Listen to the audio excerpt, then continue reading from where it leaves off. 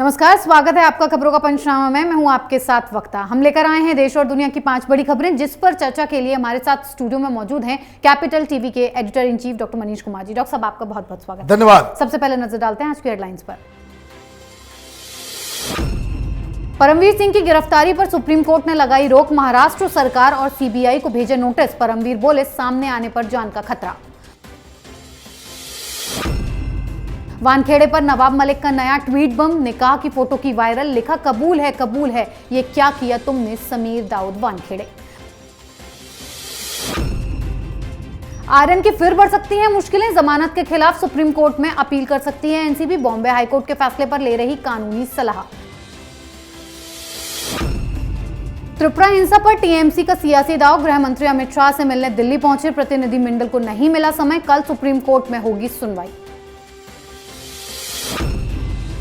राजनाथ सिंह की चेतावनी से बौखलाया पाकिस्तान। विदेश मंत्री और एनएसए मोएद यूसुफ ने जमकर उगला जहर। राजनाथ के बयान को बताया गैर जिम्मेदाराना।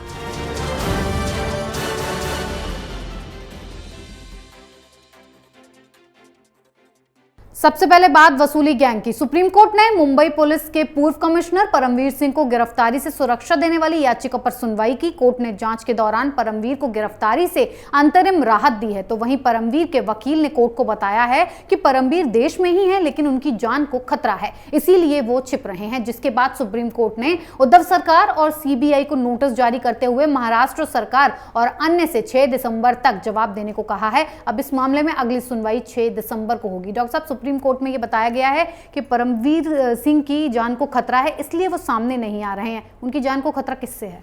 देखिए, परमवीर सिंह वो शख्स है कि जिसने अपनी जुबान खोल दी, बड़े बड़े नेता बेनकाब हो जाएंगे। एक तो खबर कोर्ट से आई, दूसरी खबर आ रही है सचिन वाजे की पूछताछ की। सचिन वाजे ने साफ साफ अपनी पूछताछ में ये कह दिया कि मैं तो छोटा सा प्यादा हूं, मैं तो सिर्फ कलेक्ट करता था, बड़े बड़े लोग खाते थे, मैं तो एक छोटा सा पुलिस अधिकारी भी नहीं, असिस्टेंट सब इंस्पेक्टर था, बड़े बड़े लोगों का खेल है, मुझे तो खामखा फंसाया गया है। इस खेल की दूसरी कड़ी परमवीर सिंह है। परमवीर सिंह को पूरी तरीके से मालूम है कि ये पूरा पैसा कहाँ जाता था, किसके आदेश से ये सारा काम किया जाता था, कौन कौन लोग इस वसूली गैंग के बेनिफिशियरी थे और मास्टरमाइंड थे, उसके संचालक थे, डायरेक्टर। अब ऐसा शख्स अगर खुला छूट जाए तो जिन शक्तियों का नाम वो आगे लेने वाला है, ऑब्वियसली उनकी जान का खतरा उन्हीं लोगों से होगा जी। अब इसमें तो बड़े बड़े पॉलिटिशियंस फंसेंगे। पुलिस उगाही कर रही हो, मंत्री गृह मंत्री जेल में हो, जमानत मिल नहीं रही हो, और उसके बाद ये खबर आ रही है, सचिन वाजे कह रहा है कि सब तो छोटे मोटे लोग हैं, और भी बड़े बड़े लोग हैं। तो ये तो कोई रॉकेट साइंस है नहीं। गृह मंत्री से और भी कौन कौन बड़े बड़े लोग हो सकते हैं वहाँ की राजनीति में, ये आकलन किया जा सकता है। इन्वेस्टिगेशन हो रही है। परमवीर सिंह को जान को खतरा है। अच्छी बात यह है कि हिंदुस्तान के अंदर है। जो अंदेशा है वो अपने आप में महाराष्ट्र की राजनीति में उसको कह सकते हैं स्वच्छता अभियान चल पड़ेगा, अगर परमवीर सिंह ने सारी चीज़ें सही सही बता दी। अंडरवर्ल्ड, पुलिस और राजनेताओं, ड्रग माफिया और तमाम तरह के कुकर्म करने वाले लोगों का क्या नेक्सस काम करता है, ये परमवीर सिंह की पूछताछ से, इस जांच से खुलासा होगा। जी डॉक्टर साहब, अब बात नवाब मलिक की नई नौटंकी पर। वानखेड़े के खिलाफ एनसीपी नेता लगातार नए नए तीर छोड़ रहे हैं। इस बार नवाब मलिक ने एक तस्वीर ट्वीट की। तस्वीर में समीर वानखेड़े एक मौलाना के साथ दिख रहे हैं और किसी दस्तावेज पर दस्तखत करते नजर आ रहे हैं। नवाब मलिक ने इस फोटो को ट्वीट करते हुए लिखा है, कबूल है कबूल है कबूल है, ये क्या किया तूने समीर दाऊद वानखेड़े। यानी एक बार फिर नवाब ने वानखेड़े को मुस्लिम बताया और फर्जी सर्टिफिकेट से नौकरी पाने का आरोप लगाया। दूसरी तरफ बॉम्बे हाईकोर्ट ने मानहानि मानहानि केस में सुनवाई की, जिसमें नवाब को झटका लगा और कोर्ट ने नवाब मलिक से ट्वीट करने से पहले फैक्ट चेक करने की बात कही है। डॉक्टर साहब, क्या नवाब मलिक वानखेड़े की नौकरी खाने के पूरे प्रयास कर रहे हैं पर उनके पैंतरे काम नहीं आ रहे हैं? देखिए, दो चीजें हैं इसमें। एक पहली बात यह है कि समीर वानखेड़े की तरफ से क्या डिफेंस है। समीर वानखेड़े और तमाम तरह के जो लीगैलिटीज को जानते हैं, समझते हैं, मांग है, उनका यही मानना है कि अगर पिता दलित है तो कोई सर्टिफिकेट, कोई बाधा, कोई इधर उधर की चीजें, ये अधिकार उस शख्स से नहीं छीन सकता। आप ये समझ लीजिए, पिता अगर वो दलित हैं, पिता ने अगर धर्म बदल भी लिया हो तो भी कोई फर्क नहीं पड़ता है। पैदाइश के समय वो शख्स किस जाति, किस धर्म में पैदा हुआ, अगर उसके पिता उस वक्त दलित थे, हिंदू थे, हिंदुस्तान का कोई कानून, कोई इंस्टीट्यूशन, कोई मंत्री, कोई नवाब मलिक इस तरह के शख्स को रिजर्वेशन के फायदे से नहीं रोक सकता। ये बेस लाइन है, ये हिंदुस्तान का कानून है। अब इस पे सुनवाई चल रही है, वो वक्त लगेगा। कोर्ट जो है वो काम करती हैं खरामा। दूसरी बात क्या है कि आज जो कोर्ट में सुनवाई हुई तो समीर वानखेड़े की तरफ से ये अपील की गई कि प्लीज इस आदमी को रोकिए। कोर्ट ने कहा कि कोई आदमी ट्विटर पे क्या शेयर करे नहीं करे, उसमें कोर्ट कुछ नहीं कह सकता। कोर्ट को यह भी बताना चाहिए कि क्या कोई मंत्री ये काम कर सकता है। ये जो कोर्ट की तरफ से आदेश आया कि हम नवाब मलिक को नहीं रोक सकते, तो जज साहब को यह भी बताना चाहिए कि उस शपथ का क्या है कि जहां आप किसी द्वेष या किसी ओपिनियन की वजह से आप एक्ट नहीं करेंगे, ये जो शपथ खाई जाती है, फाड़ के फेंक दीजिए। क्यों कर रहा है? तो जज साहब को ये बताना चाहिए और समीर वानखेड़े को हायर कोर्ट्स में, सुप्रीम कोर्ट जाकर के ये बात पूछना चाहिए कि क्या ये एक आम आदमी तो कर सकता है, क्या एक मंत्री ये काम कर सकता है या नहीं। जी डॉक्टर साहब, अब बात आर्यन केस की। ड्रग्स मामले में शाहरुख खान के बेटे आर्यन खान की मुश्किलें कम होने का नाम नहीं ले रही हैं। अब एनसीबी आर्यन की जमानत पर बड़ा खेल कर सकती है और जल्द ही आर्यन की जमानत को मुंबई हाईकोर्ट के फैसले को सुप्रीम कोर्ट में चुनौती दे सकती है। एनसीबी की ओर से इस मुद्दे को लेकर विचार विमर्श किया जा रहा है कि आर्यन खान के जमानत ऑर्डर के खिलाफ सर्वोच्च न्यायालय में अपील की जाए या नहीं। एनसीबी बॉम्बे हाईकोर्ट के ऑर्डर की कॉपी का गंभीरता से अध्ययन कर रही है। जमानत के आदेश को लेकर अगला रुख तय करने से पहले कानूनी सलाह ले रही है। डॉक्टर साहब, एनसीबी के हाथ क्या कुछ ऐसे तगड़े सबूत लग गए हैं जिससे आर्यन खान की जमानत रद्द हो सकती है? देखिए, जो हाईकोर्ट की तरफ से जो डिटेल रिपोर्ट आई, पूरा जो जजमेंट आया, उसमें दो तीन बातें कही गई। पहली बात ये कि उसने कंज्यूम नहीं किया। दूसरी बात ये कि ये कोई षड्यंत्र नहीं है। मतलब ये कि ये जो 2-3 लोग जो गए थे, ये ड्रग पेडलर्स नहीं है, माफिया नहीं है, और ये लोग मौज मस्ती करने के लिए गए थे। जवानी में कोई आदमी ऐसा कर सकता है, ये इस तरह का इंप्रेशन हाईकोर्ट के फैसले से लग रहा है।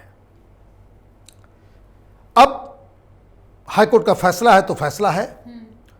एनसीबी के पास यह अधिकार है कि उस फैसले को वो सुप्रीम कोर्ट में चैलेंज करे।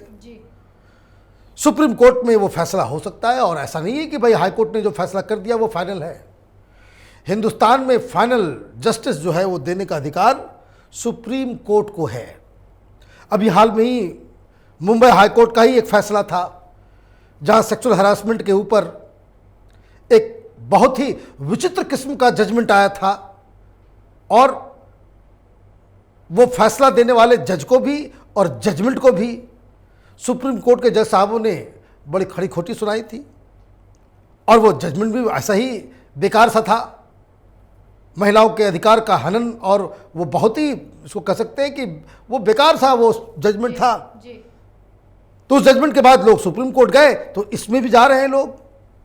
सवाल दूसरा है क्या हिंदुस्तान की एजेंसियां, सरकारें, कोर्ट ड्रग्स को खत्म करने के पक्ष में है या नहीं है? न्याय कोई कानून की किताब में लिखी हुए अक्षरों से तय नहीं होता। न्याय का अपना सोशल एंड मॉरल ऑब्लिगेशन भी होता है।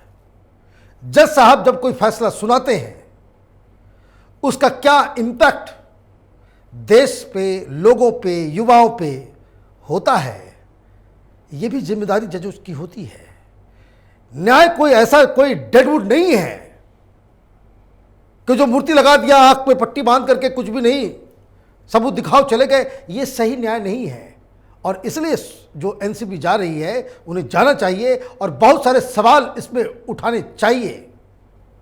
एक तो ड्रग्स के केस में लोगों का विश्वास उठेगा फिर कि भाई आपके पिता शाहरुख खान हो, आपके पास इतने पैसे हो कि इतने बड़े बड़े वकील को आप हायर कर सकते हो, तो इस देश में आप ड्रग्स लें या कोई भी कुकर्म करें, कोर्ट आड़े हाथ नहीं आएगा, कानून आप तक नहीं पहुंचेगा। तो ये एक अलग चीज़ है। सुप्रीम कोर्ट में ये मसला जाना चाहिए भी, और सुप्रीम कोर्ट से इस तरह का वन फॉर ऑल ये डिसीजन आना चाहिए कि भाई ड्रग्स को लेकर के हिंदुस्तान में कानून का प्रारूप क्या हो। ड्रग्स के साथ आप पकड़े जाते हैं, 1 महीने के बाद छूट जाते हैं। तो ये छूट जो जाते हैं, तो क्या ये मान लेना चाहिए कि हिंदुस्तान की जो व्यवस्था है, जो सिस्टम है, वो ड्रग्स को इनकरेज तो नहीं कर रहा? ये सारे सवाल सरकार को भी, राज्य सरकार को भी, केंद्र सरकार को भी, हाईकोर्ट को भी, सुप्रीम कोर्ट को भी, इन सबको ये इसके ऊपर गौर करना चाहिए और विचार करनी चाहिए। जी डॉक्टर साहब, अगली खबर त्रिपुरा हिंसा पर। त्रिपुरा में जारी रार अब दिल्ली तक पहुंच गई है। राजधानी का सियासी तापमान बढ़ाने ममता बनर्जी तो आ ही रही हैं, साथ ही अब उनके 16 सांसद भी दिल्ली आ चुके हैं। त्रिपुरा में पुलिस की कथित बर्बरता को लेकर टीएमसी सांसदों का प्रतिनिधिमंडल केंद्रीय गृह मंत्री अमित शाह से मिलना चाहता है और इसके लिए समय भी मांगा है। दरअसल कुछ दिनों पहले एक मस्जिद की तस्वीर सोशल मीडिया पर जारी की गई थी, जिसमें कहा गया था कि मस्जिद को जलाया गया है, जबकि ये खबर फेक थी। त्रिपुरा पुलिस ने भी इस खबर का खंडन किया था, लेकिन टीएमसी सांसद ने ये आरोप लगाए हैं कि त्रिपुरा पुलिस अल्पसंख्यक समुदाय पर बर्बरता कर रही है और इसको लेकर टीएमसी ने बवाल शुरू कर दिया है। डॉक्टर साहब, क्यों टीएमसी नेता इस मुद्दे को भुनाने की कोशिश में लगे हुए? देखिए, अभी होगा, मैंने कल कहा था कि एक बार खून टेस्ट कर लेता है लोग, तो वो उस चीज को आगे लेकर के जाता है। त्रिपुरा सेंटर में है। अब बात समझिए, त्रिपुरा में ममता बनर्जी नहीं है, पहुंच गई। त्रिपुरा में मस्जिदें जलाए जाने की अफवाह उड़ाई जाती है और महाराष्ट्र में आगजनी शुरू हो जाती है। आगजनी करने वालों में 90, क्या आप ये समझिए 99% लोगों को हिंदुस्तान का मैप दे दें और उनको बताएं कि भाई त्रिपुरा कहां पे है, वो बता नहीं पाएंगे। हिंदुस्तान के किस इलाके में त्रिपुरा नाम का राज्य है, वो बता नहीं पाएंगे, सड़क पे आ गए। अफवाह, मुसलमानों को अब मोबिलाइज किया जा रहा है जी। और ममता बनर्जी उसकी सबसे बड़ी चैंपियन बनकर उभरना चाहती है। इसलिए कहां खेल हो रहा है और क्या काम हो रहा है, इसको समझना जरूरी है। ये जो सांसद लोग जो चिल्ला रहे हैं, कह रहे हैं कि भाई त्रिपुरा की सरकार को बर्खास्त किया जाए, वहां बर्बरतापूर्ण काम कर रही है वहां की बीजेपी की सरकार। मुख्यमंत्री का कार्यक्रम था, टीएमसी का जो यूथ विंग की जो हेड है सियानी घोष, तृणमूल के गुंडों के साथ वहां पहुंचती है। चीफ मिनिस्टर के कार्यक्रम में अब पथराव चालू कर दोगे? क्या समझ रखा है? डायमंड हार्बर है ये कि नड्डा की गाड़ी जाएगी, आप पथराव कर दोगे और कोई कुछ नहीं करेगा? पुलिस वाले ने पकड़ के बंद कर दिया। इनको मौका मिल गया। त्रिपुरा के बारे में ऑलरेडी मुसलमानों के बीच ये चल रहा है कि भाई त्रिपुरा जो है दूसरा गुजरात बन गया है, दूसरा गुजरात बन गया है ऑलरेडी।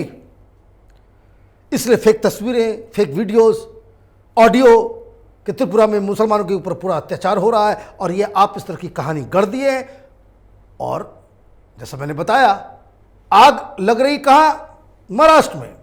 अब यही आग यूपी में भी लगेगा, यही आग बंगाल में भी, यही आग जहां जहां चुनाव होंगे। और ममता बनर्जी इसकी चैंपियन बन करके उभरना चाहती है कि देश भर का जो मुसलमान जो है वो ममता बनर्जी के पीछे आ जाए। तो इसलिए डेलीगेशन गया। ये खेल शुतुरमुर्गों वाला टीएमसी जो खेलना चाह रही थी, अमित शाह ने कहा हम मिलेंगे ही नहीं, वक्त भी नहीं दिया, नॉन सीरियस होकर के इसको कर दिया गया।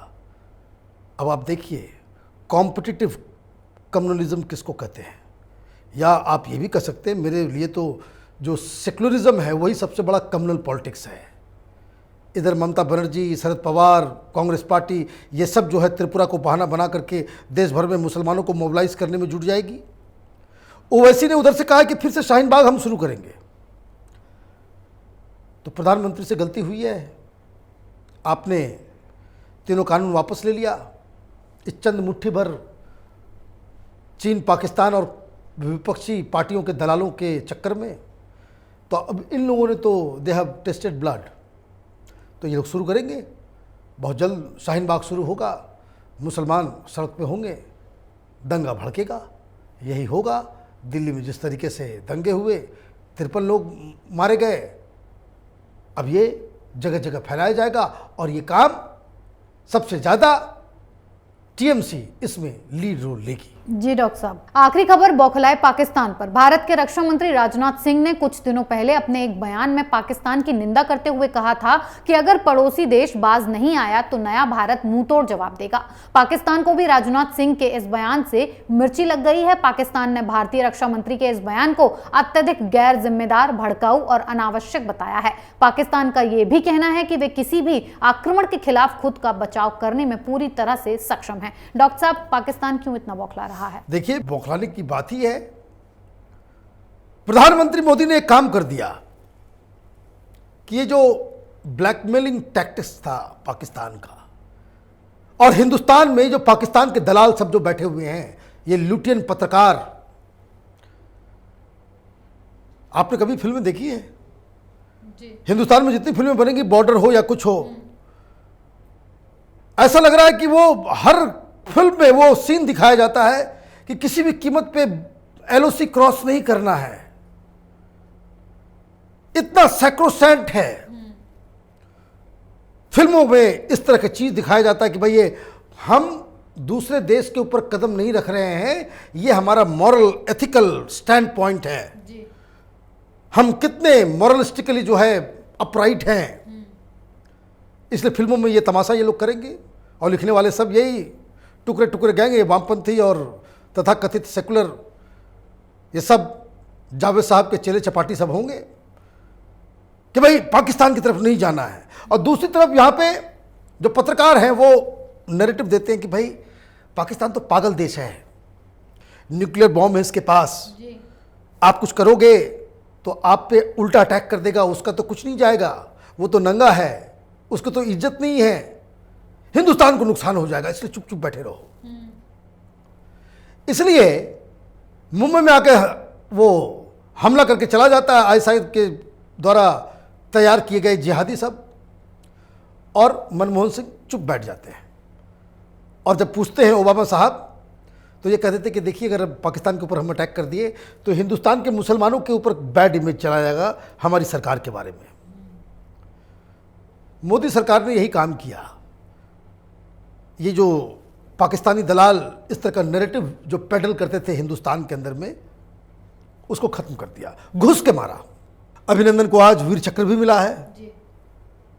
घुस के पायलट चला गया, गिर गया, 5 मिनट के अंदर वहां पे लोग थर थर कांपने लग गए, भाई मोदी क्या कर देगा पता नहीं। पहले ही वो सर्जिकल स्ट्राइक कर चुका है, एयर स्ट्राइक कर चुका है। वहां की पार्लियामेंट्री कमेटी के अंदर जो लोग मौजूद थे, उन्होंने पाकिस्तान के पार्लियामेंट में ये बयान दिया कि जब अभिनंदन पकड़ा गया तो बाजवा कांप रहा था। ये अभी भाषण दे रहे हैं कि हम अपनी सुरक्षा करने के लिए पूरी तरह से तैयार हैं। कांप रहा था कि भाई किसी भी तरीके से भेज दो, अभिनंदन को मत रखो अपने पास। 24 घंटे से ज्यादा अगर हो गया, उधर मनमोहन सिंह नहीं है, उधर मोदी और अजीत डोभाल हैं, वो पता नहीं कहाँ घुस के मारेंगे, पता नहीं चलेगा।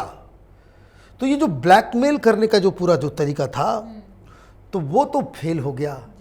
और अब क्या कर रहे हैं राजनाथ सिंह डिफेंस मिनिस्टर, वो बैठे बैठे कभी नहीं, ये पहली बार नहीं है, वो मज़ा लेते रहते हैं। वो जहाँ जाते हैं वहाँ कह देते हैं, अपना स्टाइल है उनका कि भारत अब पीछे चुप रहने वाला नहीं, हम अंदर घुस के मारेंगे, हम एयर स्ट्राइक भी कर सकते हैं, हम सर्जिकल स्ट्राइक भी कर सकते हैं, और जब भी पाकिस्तान की तरफ से कुछ करने की कोशिश की जाएगी तो हम अंदर घुस के मार सकते हैं। तो एक तो आप पिटाई भी उनकी करते हो और उनकी बेइज्जती भी करते हो, तो वहाँ की सरकार अपनी जनता के सामने कुछ तो बोलेगी, कुछ तो छुपाएगी चेहरा। तो वो जो बयान जो आ रहा है कुरैशी का या और भी कुछ नेताओं का जो सरकार में है, वो बेसिकली कि डिफेंस अपना जो उसको तो मुखौटा जो है लगा करके आप ये कहते हो कि नहीं नहीं हम भी जवाब देने के लिए तैयार हैं, कि ताकि पाकिस्तान की पब्लिक इनको कायर न समझे। हकीकत सब लोग जानते हैं कि पाकिस्तान के पल्ले अब कुछ नहीं है। जी डॉक्टर साहब, बहुत बहुत धन्यवाद इतनी जानकारी के लिए। धन्यवाद। खबरों का पंचनामा में आज के लिए इतना ही। देश विदेश की बाकी खबरों और उनके सटीक एनालिसिस के लिए देखते रहिए कैपिटल टीवी। हमें लाइक कीजिए, शेयर कीजिए और कैपिटल टीवी को सब्सक्राइब कीजिए। नमस्कार।